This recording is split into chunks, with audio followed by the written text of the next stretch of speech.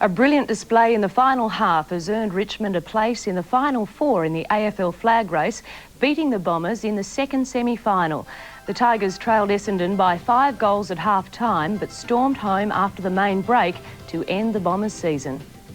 As a living Tiger legend looked on, the Bombers had the better of the opening, in a term where there was no shortage of highlights, most of them coming from either Matty Knights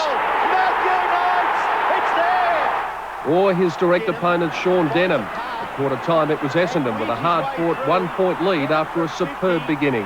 Kicks long, it's covered. The Bombers were in a bit of bother with injuries, but a couple of seemingly generous umpiring decisions looked to help their cause.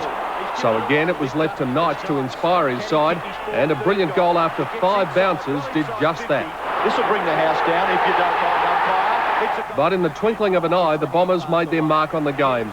They kicked the last 4 goals of the term, 3 of them coming in 3 minutes, and all of a sudden the margin was out to 5 goals at half-time. They're raining goals now. A couple of early misses by Salmon would turn out to be very costly for Essendon. As Richmond started to turn it on, the Tiger Cubs playing like a side whose year was in the balance. Have a listen to this! Scotty Turner was a one-man destruction unit, poleaxing Gary O'Donnell and then David Grenvold, as Richmond slammed on 5 goals to none, taking a 1-point lead at three-quarter time. Snapshot by Nash. He's coming around. It's a goal! Both sides were out on their feet in the last quarter, but Matthew Rogers proved the difference for Richmond.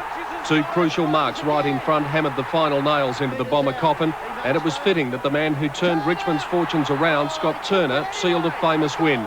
The final siren signalled a 13-point win for the Tigers and set off some remarkable scenes of joy, including John Northey's soon-to-be-famous Sheedy-like celebration. The Bombers out of the running now for their second flag in 3 years, while the young Tigers have now advanced to the last 4, and only Geelong stands between them and a berth in the grand final.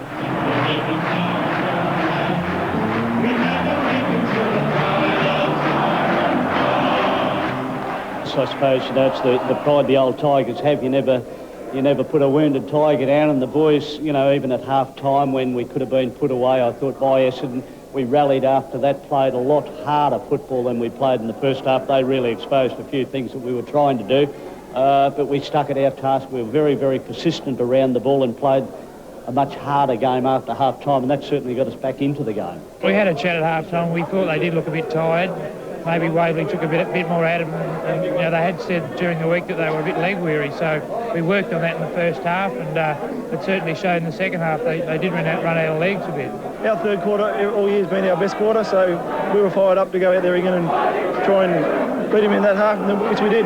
Well, we've had a win and a loss, and we certainly know what's better, so we can only go on from here, yeah. The third quarter was just a disaster for us, and the last quarter was even worse. Time to prepare for the Premiership showdown.